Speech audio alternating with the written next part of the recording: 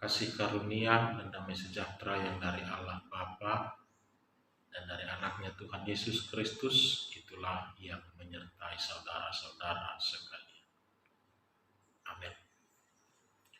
Shalom Bapak Ibu Saudara yang dikasihi Tuhan kita Yesus Kristus. Mari kita mendengarkan kembali firman Tuhan yang menjadi khotbah di pertanyaan kita minggu ini. Tertulis dalam Yohanes 12 ayat 20 sampai 33. Yohanes 12 ayat 20 sampai 33. Beginilah firman Tuhan. Di antara mereka yang berangkat untuk beribadah pada hari raya itu, terdapat beberapa orang Yunani. Orang-orang itu pergi kepada Filipus yang berasal dari Betsaida di Galilea, lalu berkata kepadanya, "Tuan, kami ingin bertemu dengan Yesus." Filipus pergi memberitahukannya kepada Andreas. Andreas dan Filipus menyampaikannya pula kepada Yesus. Tetapi Yesus menjawab mereka, katanya, "Telah tiba saatnya Anak Manusia dimuliakan. Aku berkata kepadamu, sesungguhnya jikalau biji gandum tidak jatuh ke dalam tanah dan mati, ia tetap satu biji saja. Tetapi jika ia mati, ia akan menghasilkan banyak buah. Barang siapa mencintai nyawanya, ia akan kehilangan nyawanya. Tetapi barang siapa tidak mencintai nyawanya di dunia ini, ia akan memeliharanya untuk hidup yang kekal. Barang siapa melayani aku, ia harus mengikut aku. Dan di mana aku berada, di situ pun pelayanku akan berada. Barang siapa melayani aku, ia akan dihormati Bapa. Sekarang jiwaku terharu, dan apakah yang akan kukatakan? Bapa, selamatkanlah aku dari saat ini? Tidak. Sebab untuk itulah aku datang ke dalam saat ini. Bapa, muliakanlah namamu. Maka terdengarlah suara dari surga, aku telah memuliakannya, dan aku akan memuliakannya lagi. Orang banyak yang berdiri di situ dan mendengarkannya berkata bahwa itu bunyi guntur. Ada pula yang berkata, seorang malaikat telah berbicara dengan dia. Jawab Yesus, suara itu telah terdengar bukan oleh karena aku, melainkan oleh karena kamu. Sekarang berlangsung penghakiman atas dunia ini. Sekarang juga penguasa dunia ini akan dilemparkan keluar. Dan aku, apabila aku ditinggikan dari bumi, aku akan menarik semua orang datang kepadaku. Ini dikatakannya untuk menyatakan bagaimana caranya ia akan mati. Demikian pembacaan firman Tuhan. Jemaat yang dikasihi Tuhan kita Yesus Kristus, peristiwa kematian ini merupakan suatu peristiwa yang bisa menarik perhatian banyak orang untuk datang ke tempat itu. Terlepas apa yang menjadi motivasi mereka, ataupun hubungan relasi-relasi yang terjadi di dalamnya, tapi yang pasti kita melihat secara umum, peristiwa kematian ini bisa menarik banyak simpati, bisa menarik banyak perhatian orang-orang untuk segera datang ke tempat itu. Ada yang menarik kita melihat dalam perikop kita hari ini, Bapak Ibu Saudara. Pada umumnya dalam setiap perayaan-perayaan Paskah, orang-orang akan berbondong-bondong datang dari segala penjuru ke Yerusalem hanya untuk merayakan Paskah. Mereka bersuka cita. Dan orang-orang yang berbondong-bondong itu bukan hanya dari orang-orang kalangan Yahudi saja, tetapi dari luar ataupun non-Yahudi juga tertarik, juga ikut datang berbondong-bondong untuk merayakan.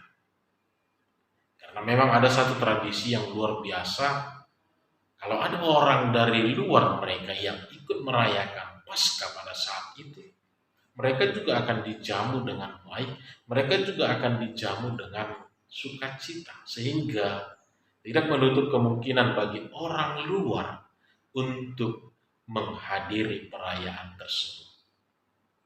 Namun ada satu peristiwa yang menarik saudara-saudara yang kita temukan dalam perayaan Paskah kali ini. Kita melihat ada begitu banyak orang berbondong-bondong datang ke Yerusalem. Banyak orang berbondong-bondong datang ke Yerusalem. Tapi yang menarik bahwa mereka yang berbondong-bondong itu ternyata tidak semuanya mereka datang untuk merayakan Paskah. Banyak juga di antara mereka yang ternyata mereka datang ke Yerusalem hanya untuk melihat ataupun bertemu dengan Tuhan Yesus. Tentu semua itu bermula dari munculnya tersiarnya kabar-kabar pelayanan Tuhan Yesus yang selalu menunjukkan mujizat-mujizat, kebaikan-kebaikan, dan kasih yang menyentuh segala aras kehidupan, yang membuat orang-orang yang mendengarnya menjadi penasaran, menjadi tertarik untuk melihat ataupun bertemu dengan Tuhan Yesus. Siapa kira-kira orang ini? Bagaimana rupa, bagaimana perawakannya, bagaimana kira-kira orang yang bernama Yesus itu. Apalagi sebelum dalam perikop ini kita menyaksikan bahwa semakin tersiar kabar tentang Tuhan Yesus yang telah membangkitkan Lazarus dari kematiannya, yang telah memanggil Lazarus keluar dari dalam kubur. Ini tentu membuat nama Yesus semakin terdengar di mana-mana. Ini semakin menarik perhatian banyak orang untuk bertemu dan melihat Tuhan Yesus secara langsung. Dan inilah yang kita temukan dalam perikop ini, di mana orang-orang Yunani yang datang ke Yerusalem pada saat itu menanyakan langsung, meminta langsung kepada Filipus, kiranya bisa dipertemukan langsung dengan Tuhan Yesus. Mungkin ada keraguan-keraguan dalam diri Filipus untuk menyatakan langsung permintaan ini kepada Tuhan Yesus. Sehingga dia meminta bantuan Andreas dan mereka bersama-sama menjumpai Tuhan Yesus dan menyatakan keinginan ini. Namun yang menarik lagi kita melihat bahwa ketika ada orang yang ingin bertemu dengan Tuhan Yesus, Yesus menjawab dengan menggunakan suatu perumpamaan, yaitu tentang biji gandum yang harus jatuh ke dalam tanah dan mati supaya ia bisa bertumbuh, supaya ia bisa berbuah, supaya ia bisa semakin bertambah banyak. Apa yang mau dikatakan Yesus tentang jawaban ini? Tentu Yesus ingin mengatakan kepada orang-orang yang ingin bertemu mereka pada saat itu, kalau Anda melihat, menyaksikan Yesus yang hadir pada saat itu hanya dari mujizat, hanya dari kemahakuasaan itu saja, engkau masih terlalu sempit untuk mengenali tentang Tuhan Yesus. Lihatlah pada waktunya ia akan dipermuliakan, ia akan ditinggikan di dalam kematian dan kebangkitannya. Disitulah engkau bisa melihat Tuhan Yesus itu secara sempurna, secara luar biasa. Bukan lagi dalam kemanusiaan saja, tetapi juga dalam keilahian Allah Bapa yang telah meninggikan, memuliakan Tuhan Yesus di dalam peristiwa kematian dan kebangkitannya. Yesus mau mengatakan kepada orang banyak, akan lebih bermanfaat, akan lebih berkuasa ketika engkau mengimani dan mempercayai Yesus itu.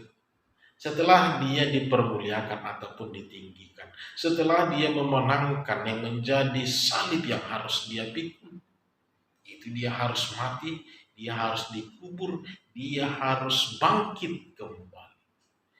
Dan itulah yang harus kita saksikan. Kalaupun kita ingin mengenal Yesus lebih dalam, kalaupun kita ingin mengenal Tuhan Yesus lebih dekat, jangan hanya dalam sisi kemanusiaan atau sebelum Yesus dipermuliakan Allah. Tapi setelah Yesus dipermuliakan, setelah Yesus dimenangkan, ini akan lebih sempurna pengenalan yang kita terima.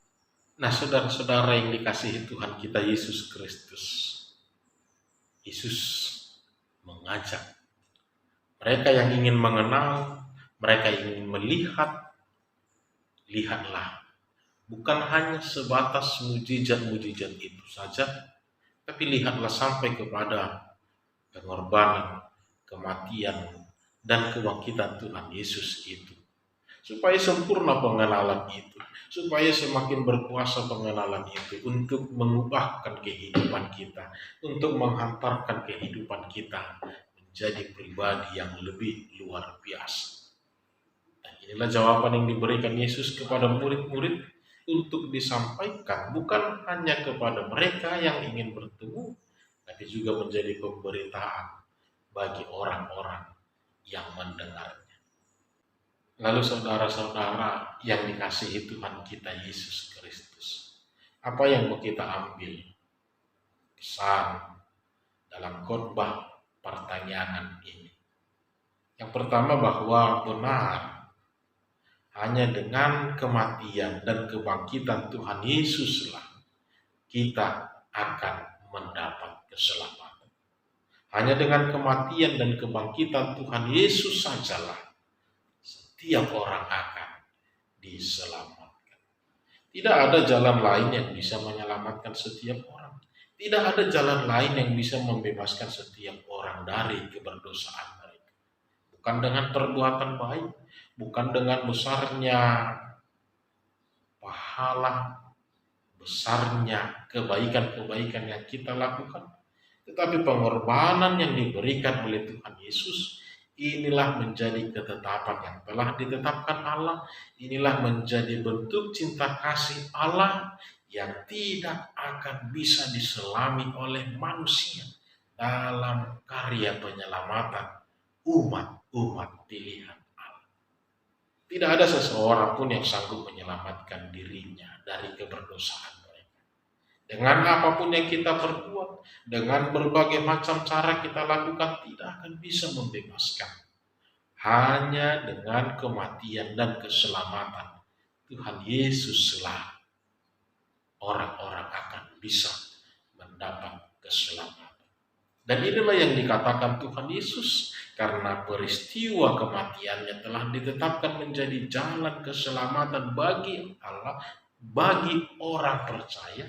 Maka peristiwa kematiannya itu, Yesus dipermuliakan itu, akan menarik banyak orang untuk datang kepadanya. Akan menarik banyak orang untuk berbondong-bondong datang ke hadiratnya, berlutut, bersujud sembah di bawah kaki salib Yesus untuk memohon pengampunan, memohon pertobatan supaya mendapat keselamatan. Peristiwa ini telah ditetapkan Allah dan tidak ada peristiwa lain, hal lain yang bisa menyelamatkan selain peristiwa salib itu, selain peristiwa kematian dan kebangkitan Tuhan Yesus di dalam kayu salib.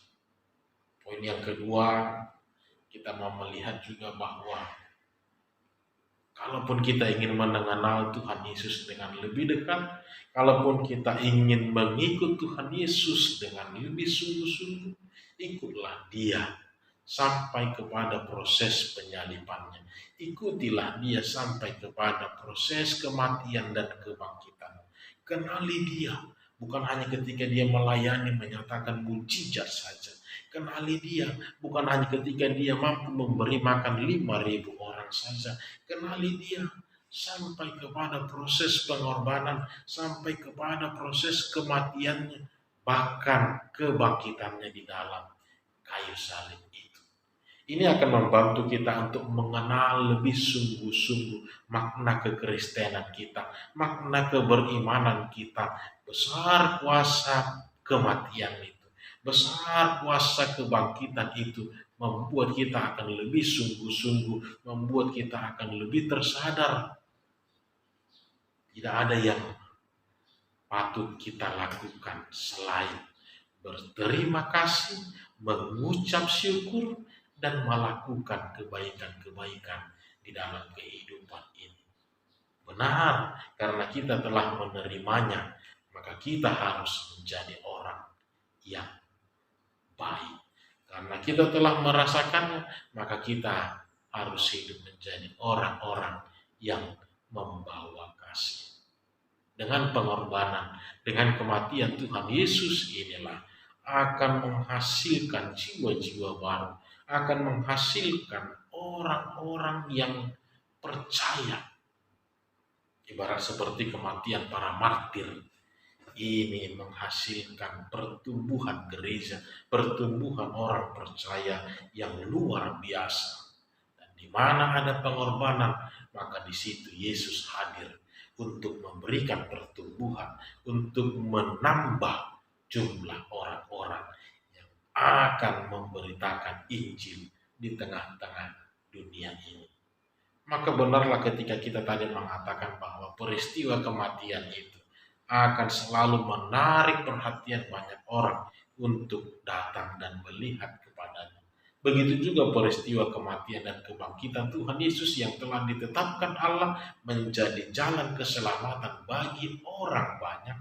Itu jugalah yang mau mengajak kita untuk datang, untuk hadir berbondong-bondong ke hadapannya di bawah kayu salibnya, untuk datang memohon pengampunan dan berkomitmen untuk menghidupi pertobatan yang kekal.